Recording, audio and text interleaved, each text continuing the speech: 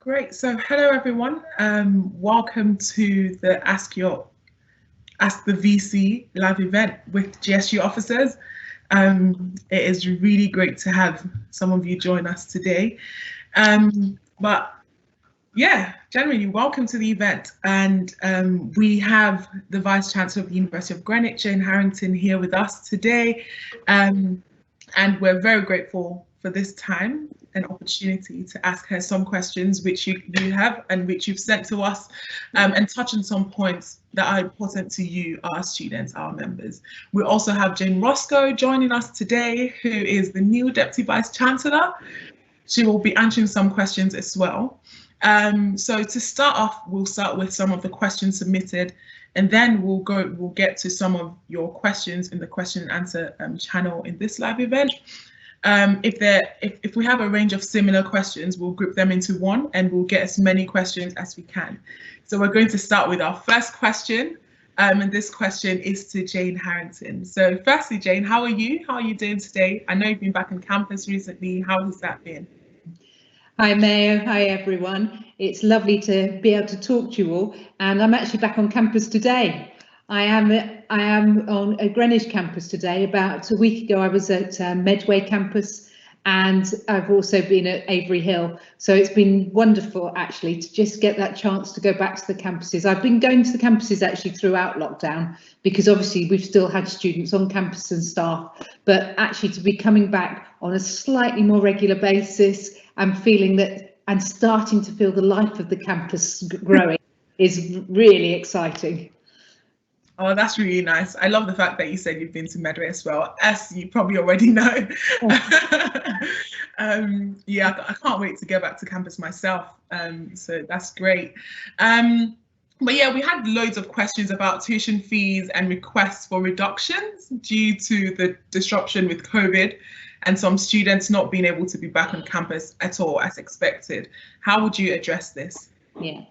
Yeah, I'm not surprised. I mean, I think where I'd want to start actually is just to say, let's remember what a challenging year this has been for everybody. It's been challenging for me, it's been challenging for all of you, and I am very conscious. I have a son myself who's a very similar age to all of you, so I'm very, very conscious of actually the effect on all of your mental health.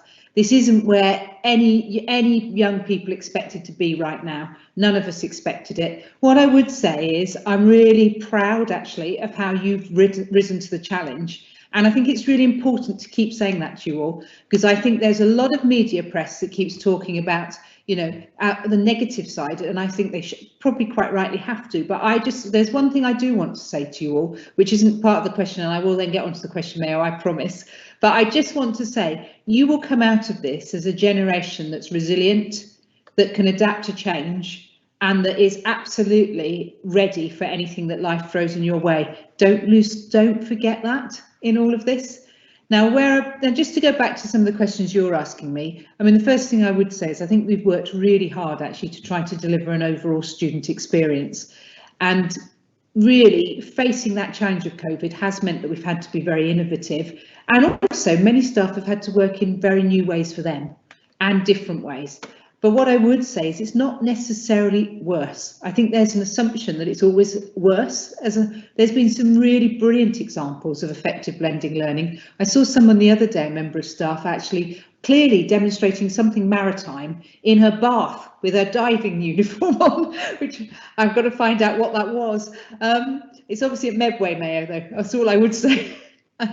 But there has been some great examples where students have actually said that they've really enjoyed those and they've really felt that staff have gone above and beyond. And we have done as many things as we could. So you do have an accommodation promise, I think you all know. We've given rebates to those of you who couldn't return. And just so you know, that actually has meant to this moment in time, and it will increase, a reduction in student hall fees by £1.5 million. So it's a lot of money in that sense. We've also been giving a £10 per week rebate in recognition of reduced services. And what we have agreed is that as soon as we're allowed to open the gyms, they will be free without charge for the rest of this year, because we think it's really important that you start to be able to get back to doing those activities. Now we did, I think many of you know, but we did introduce a bursary to support those of you in private rented accommodation who've really struggled with rent costs. And about 200 students actually have accessed the £1,000 bursaries. If you're a student who needed to access and you haven't, it's not too late. Please get in touch, because I'm actually very concerned that some people might feel, oh, this doesn't apply to me. And I want you to know that if you're struggling, you need to tell us. We've also given grants of £750 per student to students receiving special support. And we've worked really quickly to distribute that, because when the government gave us that money, I'm absolutely clear. And one of the difficulties we always have is how do you distribute quickly when you haven't got very long? But I'm very clear that every penny of that has to get to you. So that's why we've started distributing it in that way. We've also been running wellbeing visits to students in halls, and that's alongside the amazing work that the GSU have been doing throughout this year. And I thank them, because they've actually everybody's really stepped up and just said, we're in this together, let's see what we can do. Just so you know, because you might not be aware of this, but we've given out over 500 laptops and over 200 dongles since the first lockdown. And I'm looking at a scheme for the future where we'll be able to give out laptops. Because I tell you one thing I'm very, very conscious is this has exposed digital poverty in a way I hadn't realised. And I'm determined that we will make sure every student who comes into this university is at a fair point when they start. Now, it's slightly different to fees, but we have introduced the updated no detriment approach, and I'm sure you're going to want to ask something about that later on. And we've kept many of our services running. So as you probably know, our libraries have remained open. And in fact, when I was in Medway, I was there twice actually. I sneaked in on a Saturday, and I counted 30 students in the library, which I was really quite amazed by actually. And that was in the middle. That was actually in the middle of the lockdown. And also our staff have continued to be available and provide advice and service. Now, as we move into term 3, what we will be doing is funding a huge range of additional events and activities, because what I'm absolutely clear about is if you can come back on campus, which we believe you will be able to, for me, it's a lot of the lessons and that type of work has happened. But actually, the things that you've missed, that you tell us you've missed, is feeling you're part of the community, feeling that you're actually getting to know your fellow colleagues, basically being young. And that's really important. So we're going to try to, and we'll be able to help. And also for final year students, we'll be able to put lots of events on around employability support, around, you know, what are your next steps? It's because I think what we've got to do now is really help you to make that next step. And I'm working with a group of other vice-chancellors to try to actually convince the government that they should be giving us money that we can utilise, where we can pay particularly SMEs who could provide jobs but they can't afford to. We can give them some money to actually start that process, because that will help them to grow and that will help them to have more permanent jobs, and it will mean that you'll get positions in that. So I suppose what I'd say in short is that I'm confident that at Greenwich we've done more than many other universities, but like anything, we never get it all right. So please shout and tell us, and we're happy to hear your ideas. And we've shared with you the advice from the Office of the Independent Adjudicator of Higher Education, and I'm confident that we are offering a full university learning experience in the context we're in. But if you're not happy, what I suppose the first thing I'd say is try to think about the university experience as a whole. And if you've still got concerns, then raise them. We've got a simplified complaints procedure. It's there for you. The details are on the portal, and raise them through there, and we can actually look at them properly. If we've got things wrong, then we need to look at it and understand, and then to support. But if I just to reiterate, where I would, and I will keep saying this in this message, because I am really proud of how the whole university community's responded to the challenges we faced, and I'm really proud that we'll come through this, and we will be able to prepare you for your next steps. So that was what I would say, Mayor. Oh, thank you so much. Thank you for your responses. Actually, found them really.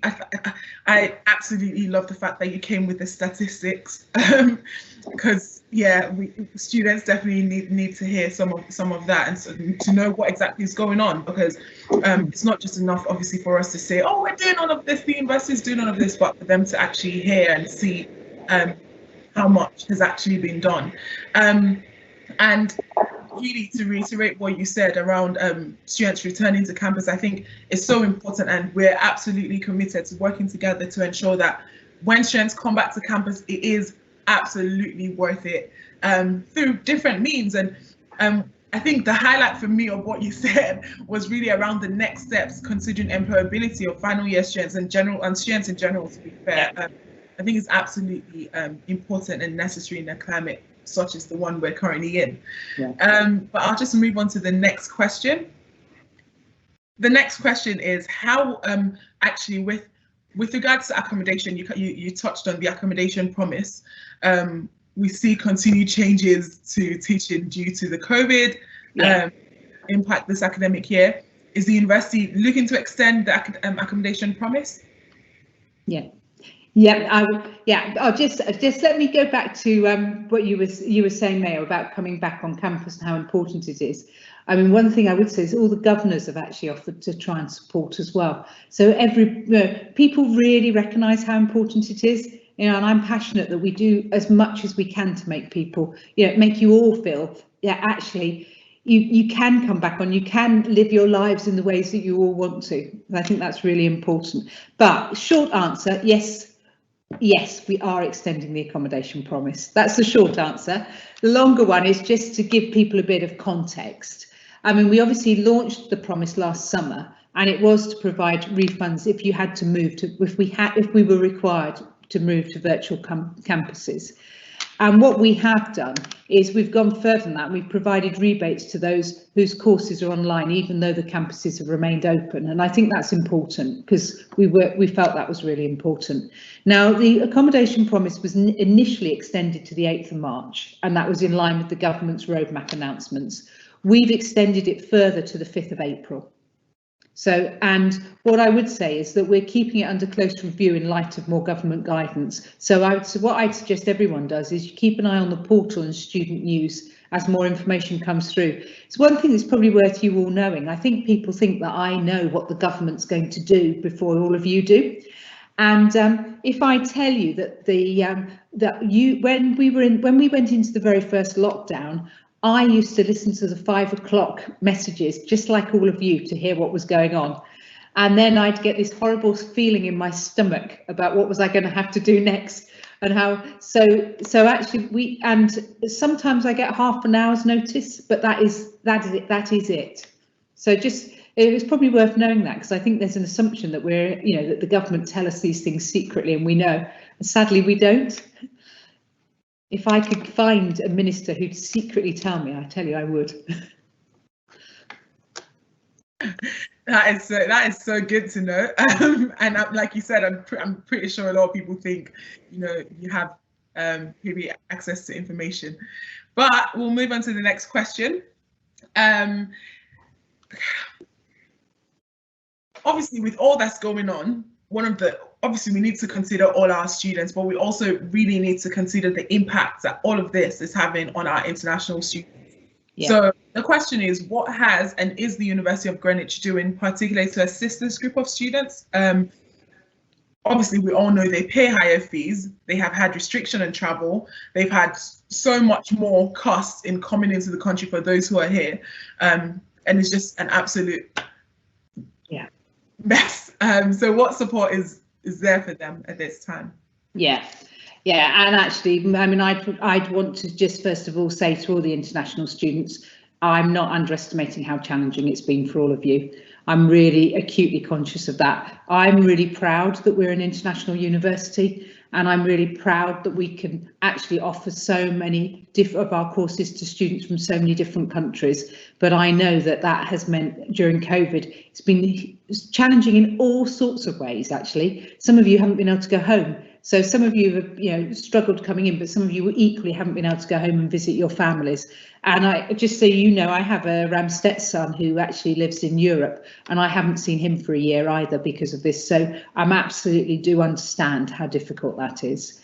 Now, we have increased our financial support for all students. And I think to start with, people were saying, is this really for international students as well? It absolutely has been.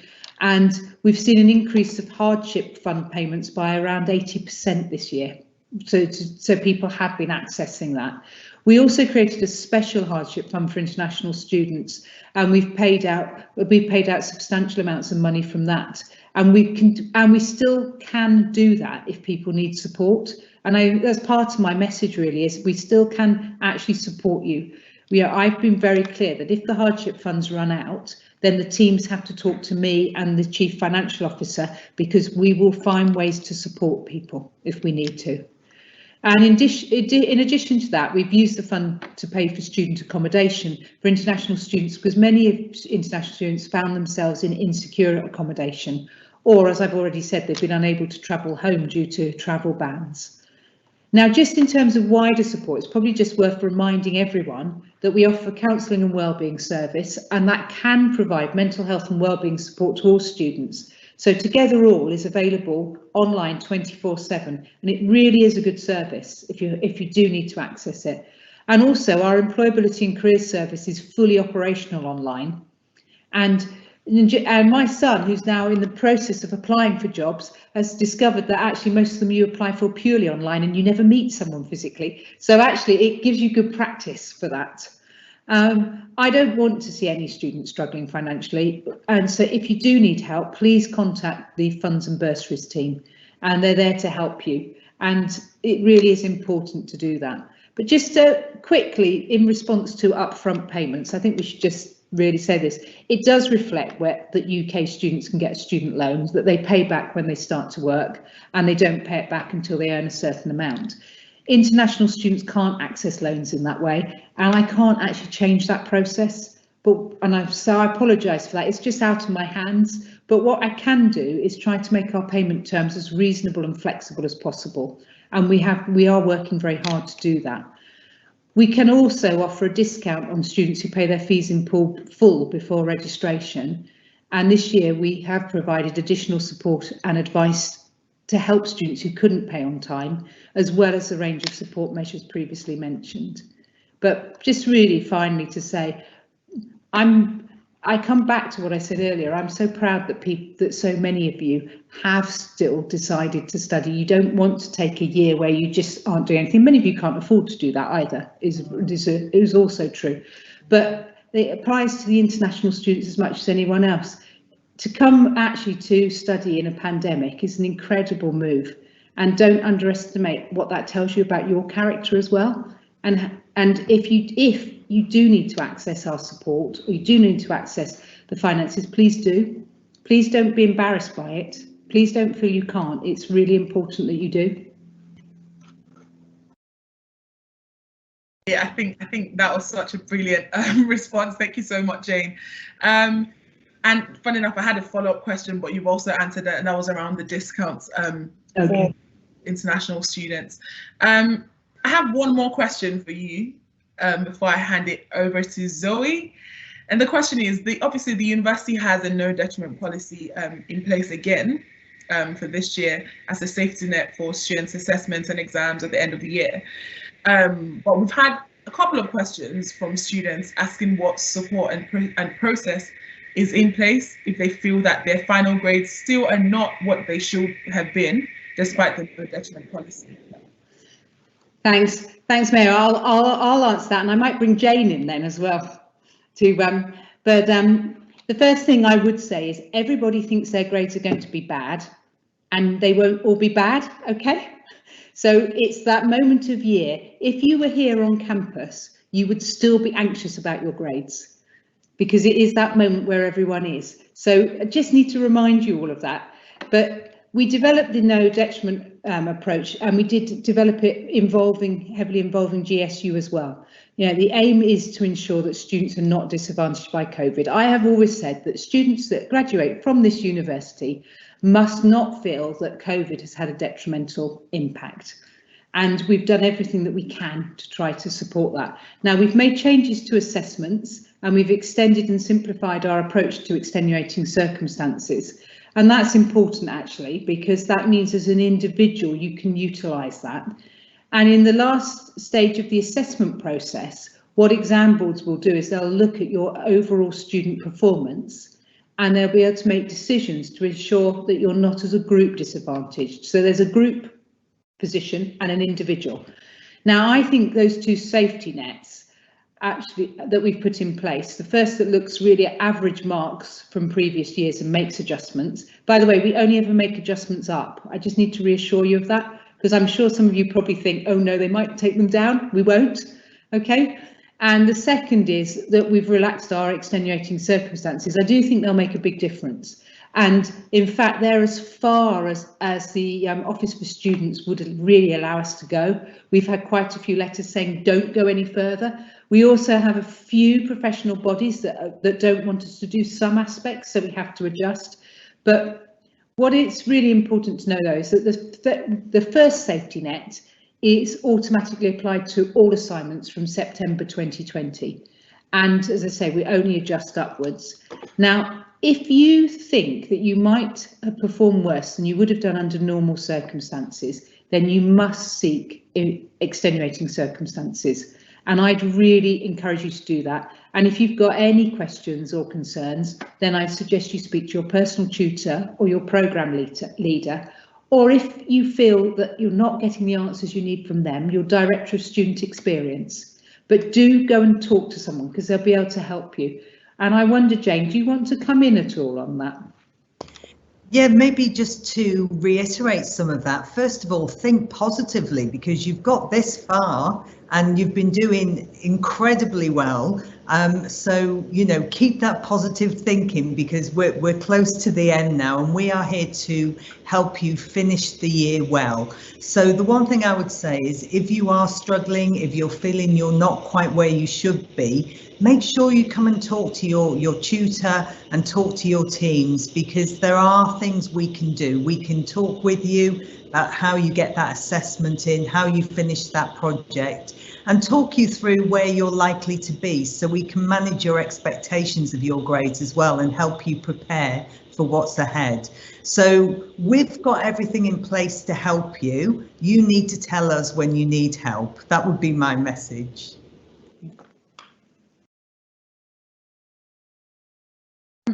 Thank you so much. That is absolutely, I think obviously, like having students having answers to the questions students have is so important. And thank you so much for taking time to address these questions and come prepared. Thank you.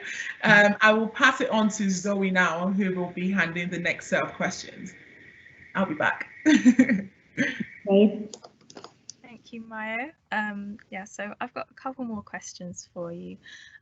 So these questions are quite specific to students' experiences and hopefully provide some insight for anyone else who's watching who might be going through the same thing. It'd be interesting to hear from both of you about work that you're planning, particularly for the next few months, if there's anything that comes to mind while we talk about these things. So I just also wanted to say to Jane Roscoe, hi, thanks for coming today as well, and I hope that you've been enjoying your time here so far, as I know you recently started, but yeah, I just to go into the questions now, so feel free to answer either of you however you feel. So the first question is, one student said that they were struggling slightly learning online as some of the materials weren't dyslexia friendly. They felt that the university wellbeing team were very supportive, but they wanted to know what training is given to academics to better accommodate the needs of students with dyslexia or dyspraxia. And if there isn't much or any, is there anything that the university can do or is planning to do to resolve this? Thanks, Zoe. If I start and then I'll pass on to Jane. If I just say what we've done to date, and then Jane perhaps could talk about sort of some of the thoughts we have for sort of next year or so. But first of all, the first thing I would say is that the thing I am pleased about is that the student feels supported by the wellbeing team. That's great, because I think they are fabulous actually, and hugely experienced. And we often take that for granted, but actually that's really important, so thank you. Now, we did take several actions to ensure that teaching, learning and assessment and support was accessible to all students. And and that we were aware also that students with disabilities were more likely to be shielding or unable to attend.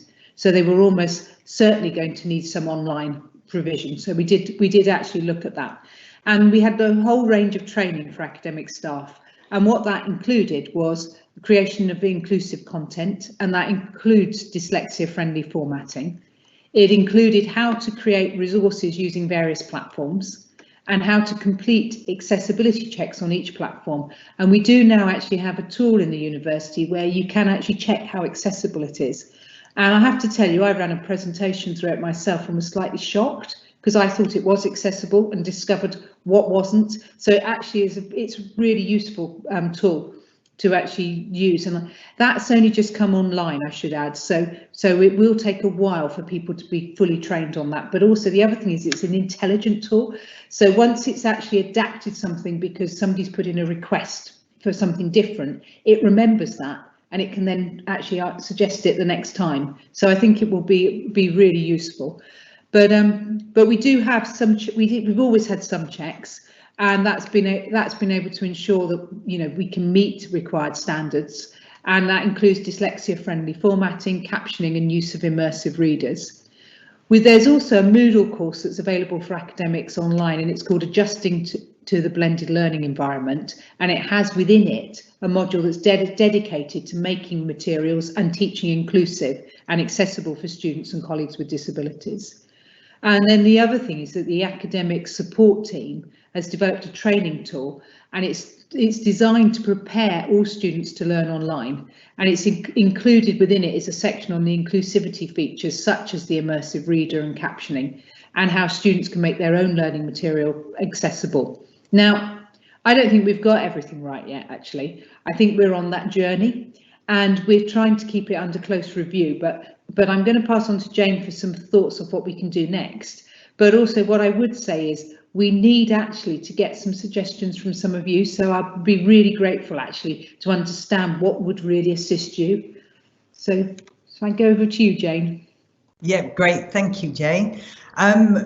Yes, look, there is still a lot of work to do, and we must get this right because the future is definitely blended. We've got the opportunity now to really learn from this past year and think, how can we make our teaching and learning environment more accessible, and actually using the technology is part of that and making it more inclusive. So I'm really keen as we start to work on what the future looks like, that we really take this very seriously. So for me, really working with you, listening to what's worked, what hasn't, let's find those bits of the process that aren't quite working, aren't quite supporting you, and let's keep pushing and developing.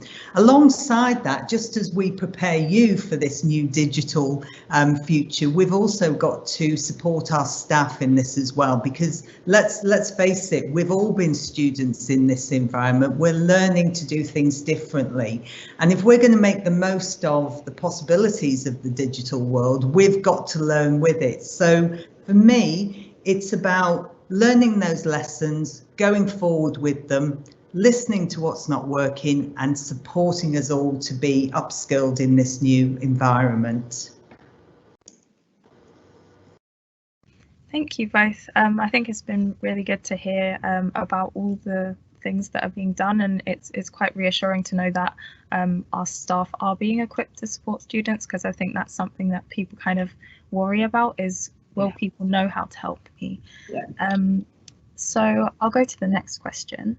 So since the start of the pandemic, there's been an increase in anti-Asian hate crime in the UK, and I just wondered what the university has done to address this issue.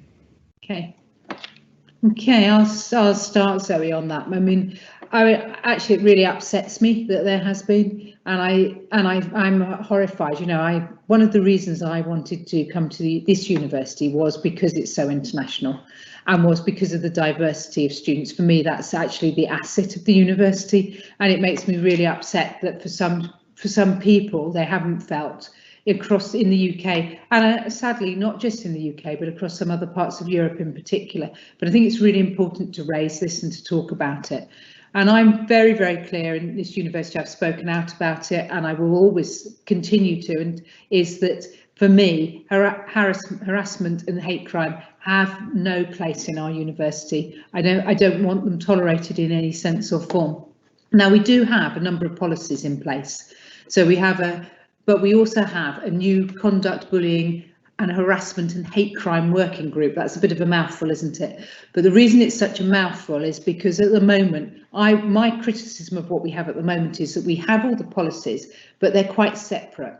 And actually you can end up starting on one and then having to go to the other policy. So the point of having this working group is to look at it holistically and say, actually, if something happens, what can we do that would support a student in the best possible way to deal with this? And I think for me also, I'm very keen that we really look long and hard at our inductions and we look at training everyone not to be a bystander, that we look at actually how we can really train all of our whole of our community about actually what it means to actually be on the receiving end of some of this, so we can actually try so I don't think I can't stop it in the whole of society, but I certainly can have a really good go at stopping it in the whole of the university. And so for me, and we are developing at the moment an action plan for the whole university, and certainly I will make sure when I look at the early iterations that actually that specifics around anti-Asian hate crime is considered as part of that, because it's really important that we do address it very full on.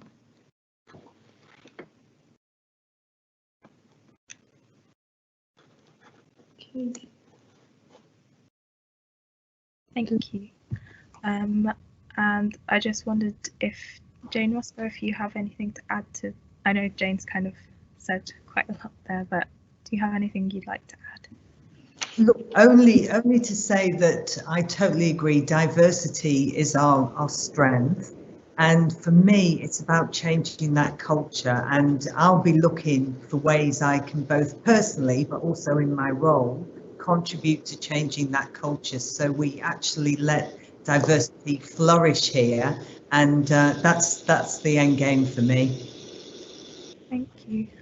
I think it's really good to hear from people who are running our university that they are committed to driving our institution to be inclusive, particularly because we do have such a diverse range of students, but also because our students will be going out into the world and we want to make sure that they're able to support their peers wherever they can. So thank you for your responses to that question. And the next one that I've got, so we had a particular question from students on placements who have complained about facing issues whilst on their placement and have had no clear reporting system for that. So can there be an anonymous reporting system to report issues of discrimination so that students don't feel fearful of reporting what's happened? And is this something that the university would be interested in looking into? Yeah. I mean, if I start, and Jane almost certainly will want to come in as well, because where Jane was before, they did have something called report and support, which can do that. But we do have, reporting mechanisms in place through faculties and centrally, and they will be considered as part of the group that I mentioned earlier, that we're going to, as we look at actually how are they working, and are there areas like placements that is just falling through the gaps. And what I'm very keen, and the whole university knows this, but I'm very keen that we have a wider reporting system, and it would have and within that you would always want to have the option to keep complaints anonymous. But of course, sometimes it's very difficult because we need to investigate. And if we need to investigate, we need to know. So there's always some balances there, is what I would say. But I do think it's really important, though, as we develop that we actually make sure that everybody trusts the system. So they know that if you come forward, it will be confidential, it will be treated discreetly, and you don't have to worry about that. But also, secondly, that actually we then provide the support afterwards, and actually the complaints are dealt with quickly, they're dealt with effectively, and we have people who are trained who can support people and recognise that actually an individual cannot support everybody, that we actually need in effect we need staff that are very similar to the body of our students, so they can support in all different aspects. Now, Jane, you probably want to add, because you've seen some of this work in practice, haven't you? Yes, and I think it goes back to what we said in the previous question there. It is about changing some of the culture so people can speak up, because although I think it's important that there is a system or a process that allows some anonymous reporting, it's really important that we actually get those cases brought to light so we can investigate and do something about it. So it's that balance, isn't it? So it is about building up trust. It's about training people to actually manage these situations and investigate and so on, and provide the support going through the process. Because when you put your hand up and say something's happened and I'd like to raise this, it can be quite a challenging thing to do. So let's make that as easy as possible and support you through that. So it's about creating those systems, and I think we've got some examples of good practice that we'll look at and see how we could use them here. And also working on that wider culture so people can speak up and can be supported. So it's a process that, you know, has many angles to it, which we'll work through in this next period. But it's really important we have that. Yeah. Thank you. Thank you both. And yeah, I hope that for students, they're reassured and know that their university want to be able to support you, and that yeah, reporting is kind of our way for us to be able to support you. And I know that's a thing some students will struggle with, but it's the only way we can find out what's happened so we can resolve things. So I hope that hearing about this has kind of helped you. So my next question. So I just wanted to know a bit about what your hopes are for the next academic year, and if you've got anything else you want to talk about in that, feel free. So I'll go to Jane Harrington first. Yeah, I'm sure we've both got hopes. I've got huge hopes. I'm a very positive person, so my hope is that we'll all be back on campus, that we'll be able to. I don't think we'll necessarily be able to have all the big lectures, but I think we'll be able to have all the other aspects that make student life absolutely fantastic. I have a huge hope that everybody in the community will come out of this feeling positive as we come back. My other hope, and I think but we might want to touch on it more, but I'm really looking forward to graduations. And I hope that once we're all tested, once we're all vaccinated, that we can actually start gradually not to have the same levels of social distancing, that we can start to actually be able to socialise, that we can open up all of those, yeah, the student union bar, and we can open up all of the activities that we'd really like to open up. So for me, my hope is that we'll be able to have thriving, buzzing, lively campuses again, because I don't think these campuses like being quiet, and I don't like them being quiet. But over to you, Jane. Well, I'm also feeling very positive about the future, and this is a lovely way to end my first 4 weeks actually engaging with the students, because I'm really looking forward to seeing lots of students on campus. I've started coming back, and it's great to actually be in the buildings, but I'm looking forward to meeting more of you. And like Jane, I love graduations. I love them. Apart from, I always feel I'm going to cry, so I'll try and keep that at bay. I just find them the highlight of the year for so many reasons. And then I think also, you know, I'm new in my role, and I'm really excited about some of the projects that I'm going to be involved in. I know I've spoken to some of you already about some of those. So for me, that's really, I want to get stuck in and start working with you all. So yeah, it's looking good. I think I'm feeling a sense of change at this point in time. Yeah, I think it's safe to say that there's a very positive and optimistic view here, and yeah, I definitely share that view. I think you know, we we have so much time to do so much for students, and yeah, let's hope we can do that on campus and be around students, because I think that always makes the work a bit more fun. But yeah, so that's kind of the end of my section. So I'm going to pass over to Bilal, who's got some questions from the Q&A. So thank you. Thanks, Zoe. Perfect. Well, thank you, Zoe, for passing on, and thank you, Jane Harrington and Jane Roscoe, for both of the lovely answers you guys have given. I think it will be very helpful for our students. So I'm just going to pick some questions from the Q&A.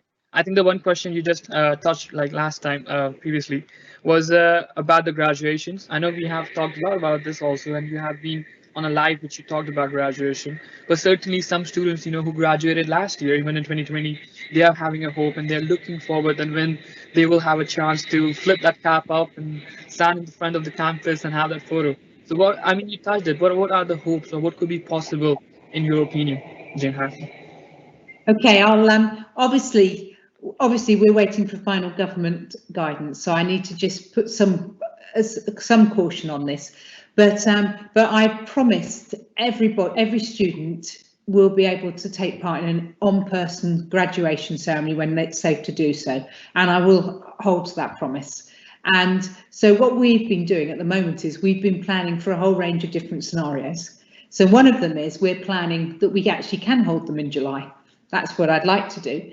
And so we're having a look at what would that look like, because we know that probably will mean some social distancing and some changes, tweaks, but we're having a look at that, and we're looking at if we're not allowed to hold as many, could we hold them for last year's? And but we are looking at that. We're looking at a second scenario, which is we're not yet allowed to hold them, but we could have students in to get graduation pictures and actually do some things that would make them feel like they were still part of it, and still obviously come back for the on-person graduation when they can. So what we're doing at the moment is, short answer, Bilal, is we're planning for different scenarios, but I'm desperate that we can come back, because a bit like Jane, it's my favourite day of the year, and I haven't had it since I've been here. And also the gowns here are even more fabulous than they were where I was previously, and I haven't been able to wear it. So, but all actually on a really serious note, I know that actually it's a really important day, because it gives everybody a sense of real achievement and a sense of being together. So as soon as we can do that, we will. Perfect. I think, thank you, Jane, for the promise and also describing some of the scenarios, how university is planning. I think it's good to hear them, and hopefully, keeping, you can see the light, other side of the tunnel, and we will 100% go ahead. The next question I have, I think, again, we touched a lot about it, but it was on a Q&A. A student asked us that is there any financial support available from the university to EU students who cannot apply for maintenance loan? And well, anyone can jump in and answer it. Do you want me to start, Jane? Yeah. Yes. I mean, that's what I was talking about at the beginning. Really, it's the hardship funds that is really where you would go first of all. And we do have an email actually that is for people, which is FAB. So that stands for Funds and Bursaries Team, but it's fab@gre.ac.uk. And if you're in that position, my advice to you would be go to them and see if you can get some advice. If what you get from them doesn't it still worries you and you're still panicking, go and talk to your DSE, because they'll be able to have a look at what other sources we can access. Perfect. I think that's quite helpful going forward. Do you need to add anything, Jane, or it's all good? We can move forward.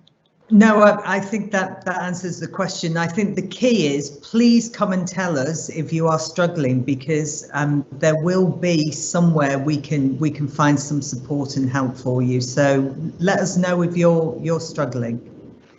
Perfect. Thank you. And I think if the student is watching it, you get your answer. Get in contact with the finance and bursary team, and they will be able to help you.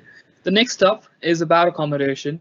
And I think it is about when an international student return or even arrive for their first term coming to the university, will they have to pay for accommodation for the self-isolation period in the university? Right. Yeah, I mean, as you know, I think, Bilal, we didn't charge people for that self-ice period this year, and we haven't actually had that conversation yet, but my intention would be that we don't charge for it, so we won't. So I can tell you now, I haven't confirmed this with the finance team, but actually no, we wouldn't want to charge for that. Perfect, cool, thank you. Thank you for giving the spoilers to the audience before anyone else. I think it's quite appreciated. The next question is again related to accommodation, and we touched a bit also, but what about reducing or deleting the fees for accommodation from April to June for those who do not need to return to campus for exams? Okay, I mean, I think we have to go back to what the actual accommodation offer is. And I'm hoping that students will come back on campus, not just because of exams, but because of all the other activities that we're going to have on campus. So I still believe it'll be worthwhile.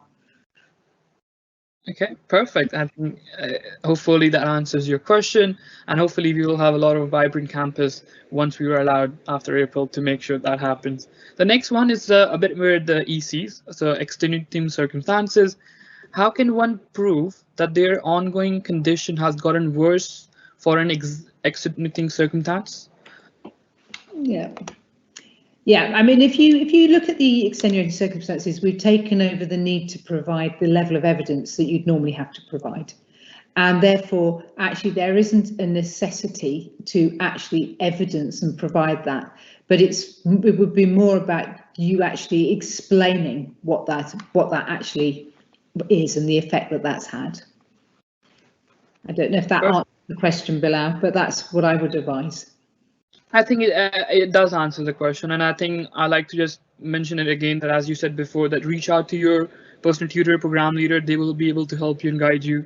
And I think that is the key, that if you think your situation is getting worse, then do get in touch with any member of staff. Even our SU advice is there for you guys, so you can get in touch with that, and you can just email them at suadvice@gre.ac.uk. Our last question, it is one related to libraries or study spaces. So can the university make rooms available to book where one could not have to wear a mask, but can study in an environment that is not in their bedroom? That was an interesting idea. Is that, I can't ask the person a question about it, but I suppose my question is that making some rooms available for single use, which is what I'm assuming is, and actually that's a really good idea. Can I take that away? And I'll ask Peter Taylor, who's our Chief Operating Officer, and Chris Forster, who's Director of Estates and Facilities, if we could do that, and how we could actually enable some potential booking, or is it just turn up and if they're free you can use them? But let me have a look into that, and what I will do is obviously come straight back to Bilal, Zoe and Mayo with the answer. Thank you, Jen. I think a student would love to hear about it, and we will wait and see how it goes. I think I'm done with my questions, so I'm going to hand over back to Mayo to give her some nice magic in the ending. Wow, that was lovely. Bilal took me off with that. Thank you all so much for joining. Thank you so much, Jane and Jane. I really like that. Thank you so much for taking out time to answer student questions at this point. I'm sure people who are participating have benefited from the answers that have been provided. So thank you so much, much appreciated. And of course, to the students who are here, if you still have any questions you would like to ask, feel free to drop us a message, reach out to any of the officers, send an email to any of the email addresses, either the officers' email addresses or Greenwich Students' Union email addresses, and we'll be able to get that across to the VC and the DVC to answer your questions. Yes, so this brings us to the end of today's Ask the VC session. Thank you all once again for joining, and do have yourself an amazing day. Remain blessed. Bye. Bye. Bye-bye. Have a lovely one. Bye.